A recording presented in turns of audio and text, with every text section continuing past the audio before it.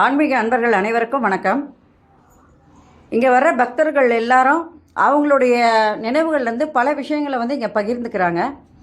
அவங்க பகிர்ந்துக்கிற எல்லா விஷயங்களையுமே கடவுள் அவங்களுக்கு என்ன அவங்க கேட்டிருந்தாங்க சாமிகிட்ட அப்படின்றதும், அதுக்கு கடவுள் அவங்களுடைய அவங்க என்ன வேண்டுதல் வச்சுருக்காங்களோ அந்த வேண்டுதல் அவர் நிறைவேற்றினதுக்கப்புறம் அவங்க தன்னுடைய வாயால் அவருடைய வேண்டுதல் என்ன முடிஞ்சுது அப்படின்றத சொல்கிறாங்க.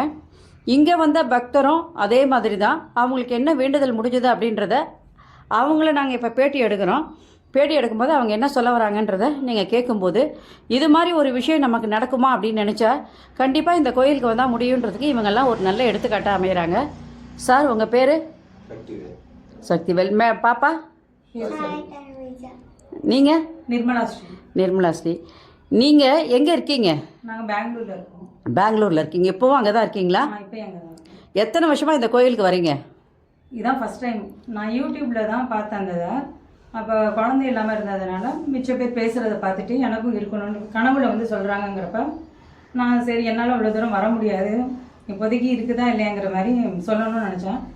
ஒரு வியாழக்கிழமை போல் நான் அந்த வீடியோஸ் பார்த்தேன். நான் இன்னொரு அடுத்த வியாழக்கிழமையே கார்த்திகை மாதம் இருக்கும் அப்படின்னு சாமி கனவுல சொன்னாங்க. அதே மாதிரி ஒரு வருஷத்துக்குள்ள பாப்பா கார்த்திகை மாசத்துல தங்கணும். இப்ப அதுக்காக தான் வந்திருக்கீங்க. பாப்பாக்கு இப்போ எத்தனை வருஷம், இப்போ எத்தனை வயசு? இந்த ஆகஸ்ட் 7 வந்தா 7 வயசு. பாப்பா படிக்கிறாளா? படிக்கிறா. என்ன படிக்கிறா பாப்பா? செகண்ட் ஸ்டாண்டர்ட் படிக்கிறா. அங்கேயே தான் பெங்களூரில் தானே வைக்கீங்க. இப்போ நீங்கள் உங்களுடைய வேண்டுதலை நிறைவேற்றுறதுக்கு யாராவது வந்தாங்களா? இங்கே அக்காவை யாராவது வந்தாங்களா? இல்லை, யாரும் வரல. நீங்கள் தான் இப்போ தான் வரீங்க. நீங்கள் ஏற்கனவே எங்கள் அத்தை பொண்ணு வந்தாங்க. ஆனால் வேண்டுதல் நிறைவேற்றுறதுக்கு நாங்கள் தான் வரோம். நாங்கள் சொல்லி அவங்க வந்துட்டு போனாங்க. வந்துட்டு போனாங்கல்ல. அதான் ஏதோ யாரோ ஒருத்தர் உங்கள் மூலியமாக யாரோ ஒருத்தர் வந்தாங்க. இங்கே இங்கே பார்த்து சாமிக்கிட்ட அந்த 20வது வெட்டிங் டேக்கு வந்துட்டு போனாங்க. சாமிக்கிட்ட அந்த வேண்டுதலை வச்சுட்டு சொல்லிட்டு நீங்கள் என்ன வேண்டினீங்களோ அதையும் சாமிக்கிட்ட இது பண்ணிவிட்டு நல்லபடியாக முடிஞ்சிடுச்சு. அவங்களுக்கு குழந்தை பிறந்திருக்கு, பையன் பொண்ணு பிறந்திருக்குது. அதுக்காக நாங்களே அவங்க சார்பாக நன்றி சொல்லிட்டு போகிறோம். அவங்க எப்போ முடியுதோ அப்போ வருவாங்கன்னு. இன்றைக்கி முதல்ல உங்களை நாங்கள் சந்திக்கிறோம் அப்படின்னு சொல்லும்போது ரொம்ப சந்தோஷமான விஷயம். இப்போ நீங்கள் பெங்களூர்லேருந்து எதுக்கு வந்தீங்க? அந்த பாப்பா பிறந்துச்சுங்கிறதுக்காக. அதுக்காக தான் வந்தீங்களா நேராகவே? நான் நினச்சா மேரேஜுக்காக வந்துட்டு வந்தீங்க. நாங்கள் மெயினாக வந்தது சாமி பார்க்கணுங்கிறதுக்காக தான் வந்தீங்க. இப்போ யார் வீட்டில் இருக்கீங்க? ரிலேஷன் வீட்டில் தங்கிட்டு இப்போ சாமியை பார்த்து கிளம்பிடும். இன்றைக்கே கிளம்புறீங்களா? ரொம்ப சந்தோஷமான விஷயம். ஏன்னா எத்தனை வருஷம் உங்களுக்கு குழந்தை இல்லாமல் இருந்தது? ஒரு 7-8 வருஷம்.